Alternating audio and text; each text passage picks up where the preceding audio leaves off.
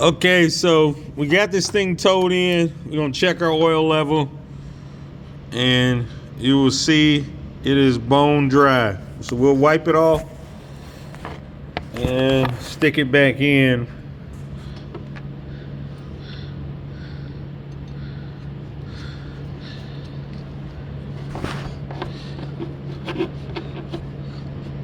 So pull it back out.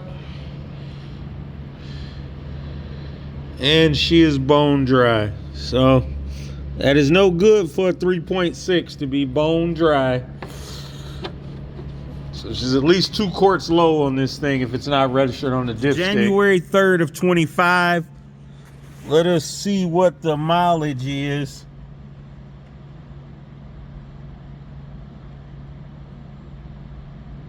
So 183,539. And we were supposed to do it at 180. So we're at 181. So we're 2,500 miles overdue for an oil change.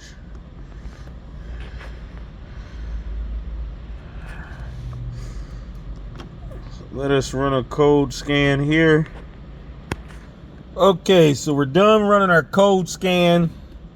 Let's see what we have. We got 5 engine codes.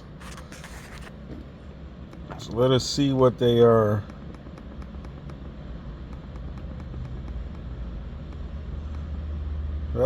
Fuel pressure sensor low. So 18C. Fuel sensor circuit high, 193. Cylinder indicator. Injector circuit open, not pass. Cylinder number 3 injector circuit. What? Fuel tank pressure sensor. Some wonder.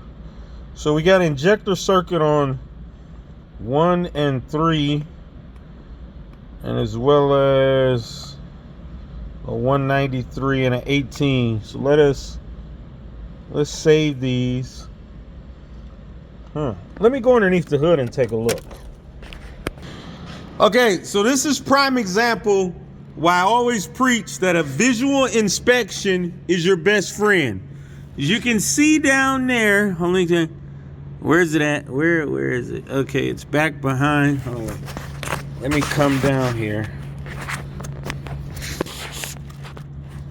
You can see back there, we got some type of rodent turd back there. So we pulled this cover off. I started looking. I checked my fuses.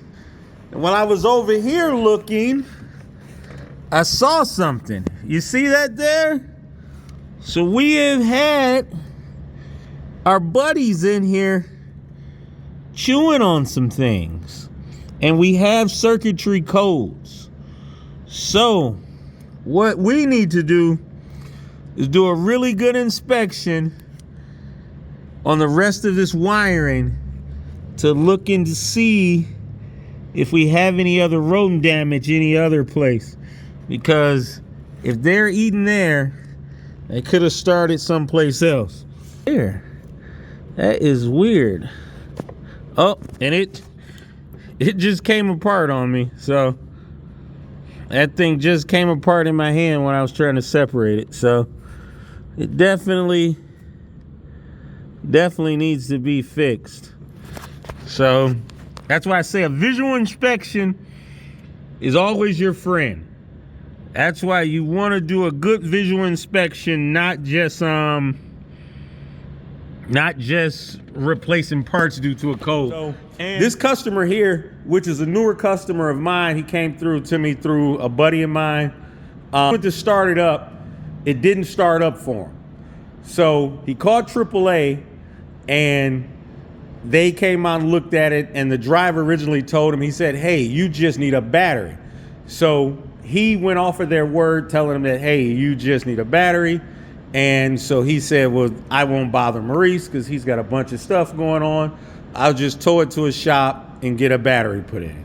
So, you know, in these vehicles, the batteries are underneath your passenger seat there. So let me take you around. This this is where your battery is. So that's also why we have our battery system charger there on the, our tester on the battery, our Snap-on battery tester and voltage system tester, because we tested that after we charged the battery. So, okay, our compressor drain is off, so we won't hear that again. So after they got the car to the shop, they texted him and said, hey, your vehicle needs a complete major electrical diagnosis, and we have to start with diagnosing it, and it will cost you $450, and then we could get a better guess as to what is going on. So he said he called him and talked to him and said, hey, well, could you get it started? They said no, it would not start. The electrical system in the thing is shot. So you pass the $450 and we will start diagnosing it and let you know what you're looking at.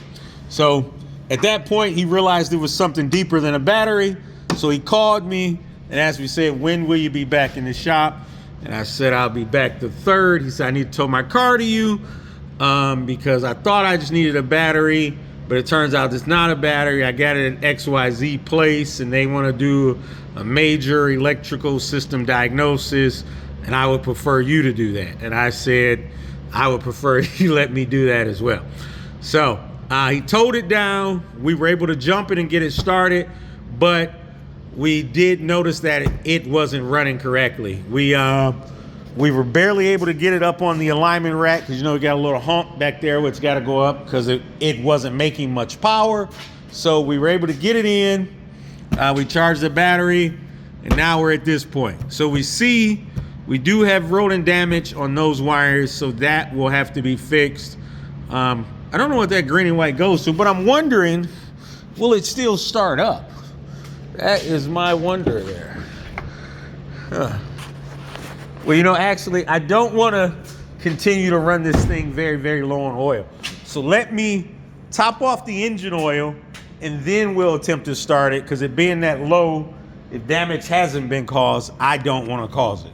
So we're going to top off the engine oil. I'll bring you back in after I get it topped off and let you see the level, and then we'll go back and crank it and see what happens. Okay, so we put some oil in it.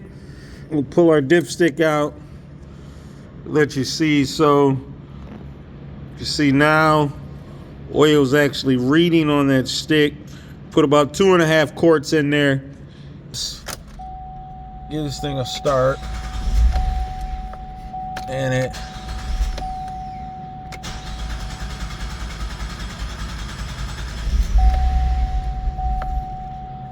starting. So let's see, let's see if we set another code.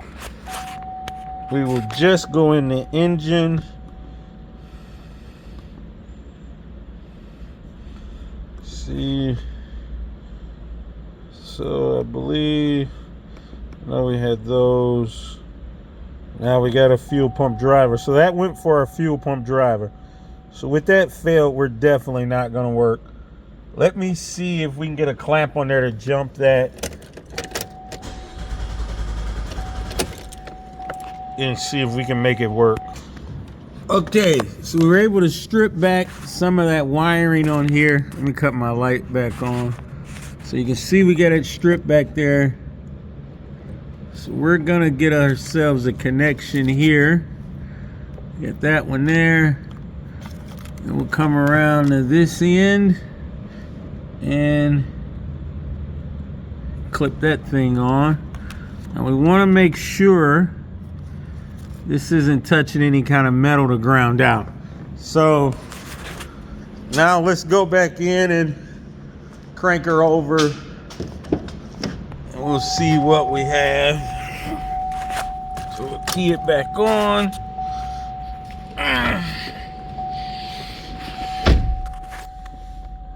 See, will it start?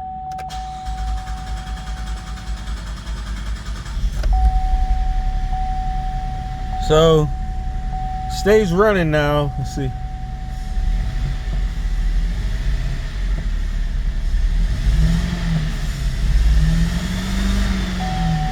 So what I want to do is we're gonna check these codes again. We will save them as well, Then now let us exit out and we will clear them. And I'm pretty sure they're going to pop right back up because that wiring isn't fixed. But let us key off and we'll key back on. And it's still giving us that extended crank and pour running. Let's check our codes again. Something just reset. So yeah, so our same, just 4 fuel tank pressure sensor. So we're gonna have to report this to the owner and let them know that we found this thing extremely low on oil. We found some chewed up wiring, and so we need to fix this wiring over here first, and then we can come back and test it. So yeah, this is right in the curve, so that's a good one. Yeah, got old mousy mouse got us together there, and I can smell like mouse turds on this thing. So so I'm gonna have to go over it again and just make sure that we don't have anything else going on, any more wiring that has been eaten up. So what I'll do is I'll unhook my battery charger and then we will continue. Okay, so we've removed our external wiring covering, and I think we got just enough where we can splice this thing in. So this one here is cut all the way, this brown wire. So we're gonna tap into there and kind of just do an outline wire, kind of like an overlay, because I'm not able to get these terminals anytime quick. They're talking a week or two, and yeah, that won't work. So what we'll do, so this one here, we'll strip this one down a lot better, then strip this one, and you see like it just broke like I figured it would. So then we will strip this side and then connect them, and we'll tape this one up because it looks like they just got into the insulation on this blue with white and that green. So let us do that. Okay, so you see we were able to get those stripped down, and that's fine. So we're gonna stick a uninsulated butt connector on those, crimp it down, then extend that wire out a little bit, put some adhesive line heat shrink. And what we're gonna do here is we're gonna clean this up real good with some brake parts cleaner, and then take some, if I have like some crazy glue or some kind of adhesive here that I could put on those, and that'll add the insulation, and then we'll wrap it with some electrical tape. But if I don't have the glue, I may have to just remove this out. I really don't want to, because like I said, we can't get this connector, and as of now, being 2025, this thing's at least 10 years old, depending upon when this was originally made. And I don't want to take a trip to the junkyard either, because it's cold. So let's see if we can do that. I may try to pick this out anyway, and just see how it starts to come out. So that's where we're at. Okay, so we were able to pick this thing out without causing any damage. So we are gonna put some adhesive line heat shrink around there, then make these connections, and then heat shrink everything back together so it's all nice and sealed. Okay, so we got all this heat shrink together. You can see the adhesive coming out of there. So what we're gonna do is put it back inside this covering. Our insurance tab will still work. It'll still lock in, even though that upper part there is broken. We did break that off, but it'll still lock. So we're gonna get this back in this wire protector, this loom here, and then secure it, hook our battery back up. We'll clear the codes and see what happens. Okay, so we got our connector back on. We got our assurance tap in, our assurance clip, so that connector's solid. It is mounted back down in our holder. We use this cloth tape because that would signify to anyone else that there's been a repair, as well as that mangled up assurance tab there. But so that's like that. So what we're gonna do, we've also, you see how we routed one cable underneath and one cable on top, so we're not putting stress on that wire that we just, the wiring that we just fixed. So we got this tightened back down. So we're gonna go inside and hook up our battery, then we'll clear our codes and start it up and see what we have. Start it up, and we should have a better result now with that wiring fix. We'll see if we have any more. So I just want to back out and clear all codes because we did save the previous codes. Okay, so we got those cleared. Let's key off and let us key back on. So we still got an extended crank, so something is going on here.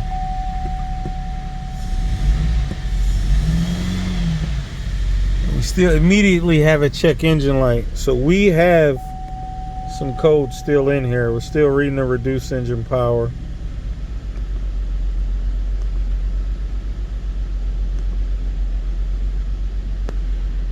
So our 18 is gone. So we had a P018, and that one is fixed because we had 4 codes. We had a P018C, but we're still getting this injector rail pressure and a injector circuit cylinder number 1 and cylinder number 3. So I'm gonna find this rail circuit, and we'll find, well, it's not really to find. We don't want to pull this intake off yet, but let us do that. So we got an injector rail fuel rail pressure sensor high. So let us find that sensor. Okay, so I brought up a diagram. You can see, I believe this here is our fuel rail. I'm trying to find my cursor here. So this is our fuel rail pressure sensor, and you see it involves that dark blue with white, and I believe that gray and the tan. So we need to see, so they intersect here and here, and then they go right back. So our gray is our 5-volt reference that splits to both of these sensors, goes to our fuel tank pressure sensor. Now, if you remember, I believe we had a code for this at the beginning, but it is gone now. And our tan wire, is that our, yes, our tan wire is our low reference, you see right there. So we need to trace this dark blue wire down and see exactly if we have any more gnawing in this wire. So I think we got to pull the air cleaner tube off for this. I do believe so. So let me double check. So you can see our fuel rail pressure sensor is down here in our valley, and as well as our injectors would be down there too. So seems like we may have some more wiring that has been affected down here. Okay, I found it. I see it.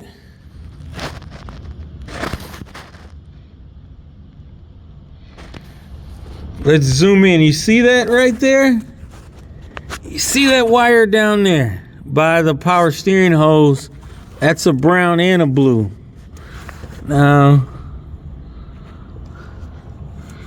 yeah, so that there, you can see that tan wire and the blue wire there is damaged. So So like I said, we're gonna get this sight shield off, and you can see it now. I moved it better. So this is a really good one, because that's our tan wire and our blue wire there.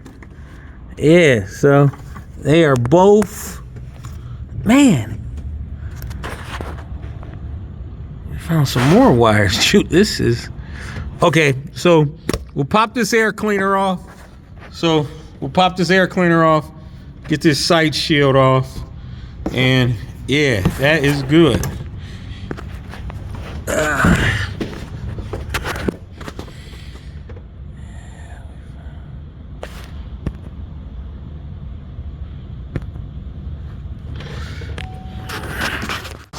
Okay, so let's crawl down in here. You can get a better look at these 8-up wires. Where are they? Over there. So you can see we got some good choppage there. Oh, we're through a bunch there.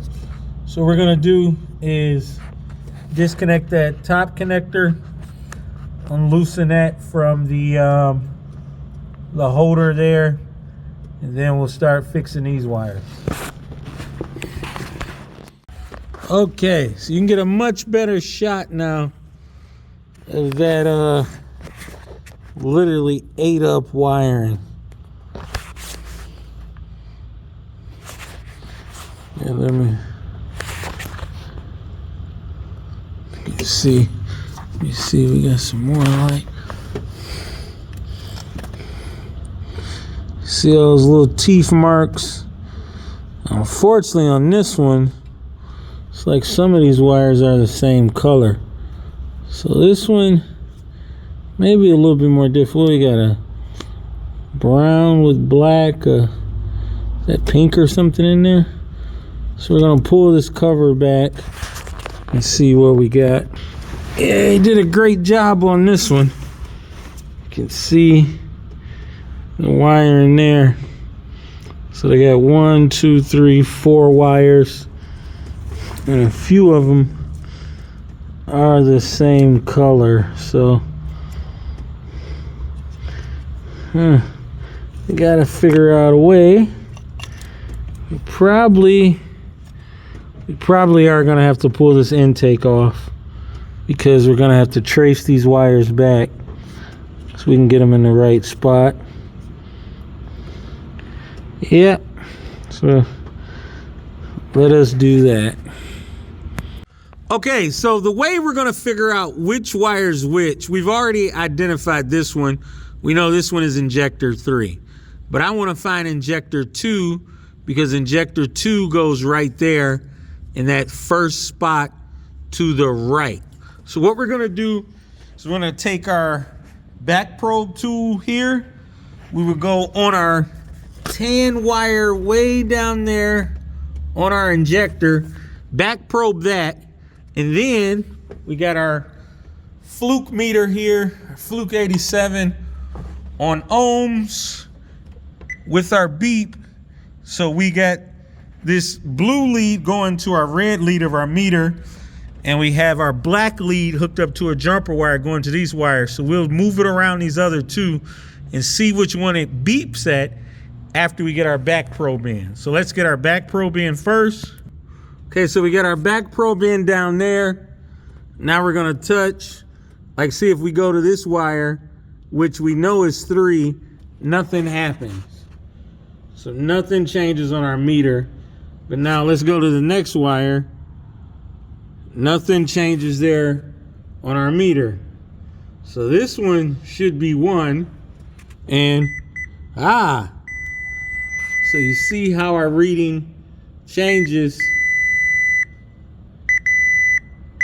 And we get that audible beep. So we know that this wire now is 2. This is 1 and this is 3.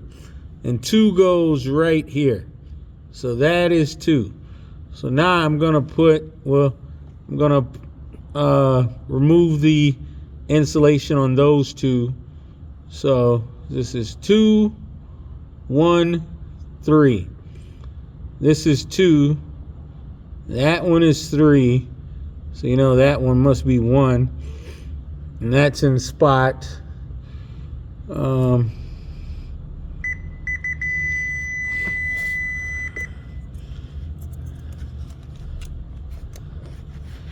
That is in spot number 2.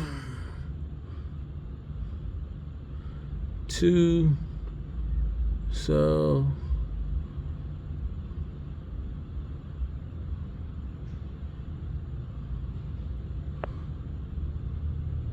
oh, excuse me, I said it wrong, because they are 1 cylinder, 1, 3, and 5.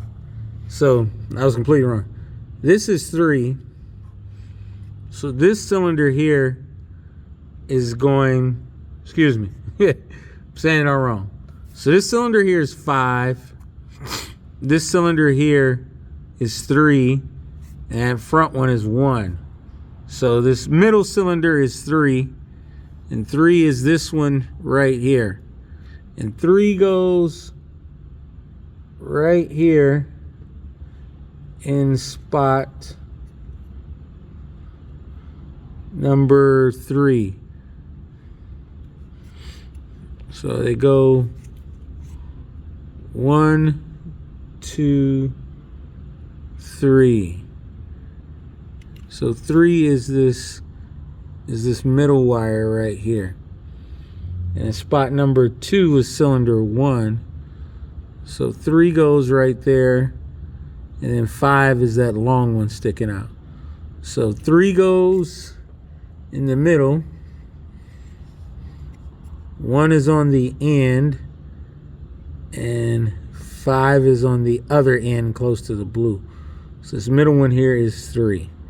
So we got cylinders 1, 1, 3, and 5. So this is 5, which is this wire right here. This one here is 3, which is this wire where the black wire is attached to. And this wire right here is 1. So we just need to make these connections and keep it going. So we got our wiring routed back over there. We got some fiber style loom. Now let's just check it because it was a little bit tight getting it loomed up and in there. We still shouldn't have those injector or fuel rail codes. Let us just make sure we'll back out. So it never hurts to double check your work. I'm a big fan of double checking. So we're clear. We'll key off. And we'll key back on. Lights off. And code menu again. And all we got is those. The map sensor and that one code, the 16 Apple 1. So that there is fine. So we will pick up our intake gaskets and get this thing back together. Okay, so we got our intake back on. We fixed that wiring that's there. So we should be able to go in here, clear codes, and this thing should start up with no issues. So go in, we'll key on. Let us exit out of here. We're going to go in and just clear all codes.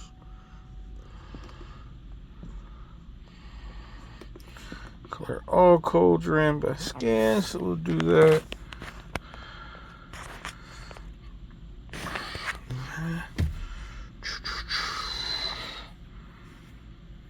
And we should be cooking with grease.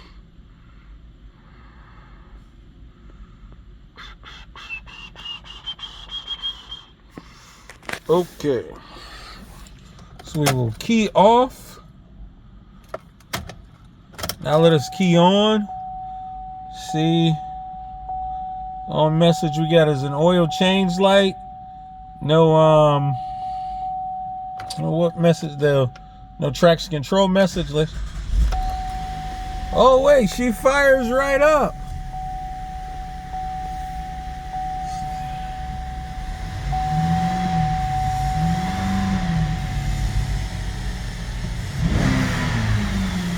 And she will rev. Let's go inside of our engine here. Code menu, display codes. Hey, no code. So, this thing is fixed. So, remember, so what we did was we found low engine oil. We put about 2 quarts of oil in it. Then we are going to change the oil and filter. And then we found some wiring that had been eaten up by rodents. So what we're going to do is we're going to put some mothballs underneath here for the owner. And we're going to seat this air cleaner on here too. This thing is not seated well. I just saw that. So we need to seat that better. But we will take care of that. We'll put our cover on, change the oil, the filter, and throw some mothballs under here. But this thing will be done. So thank you all for following along. And remember, a visual inspection is your best tool, and it's cheaper to change your oil than to change your engine. White One Auto, out.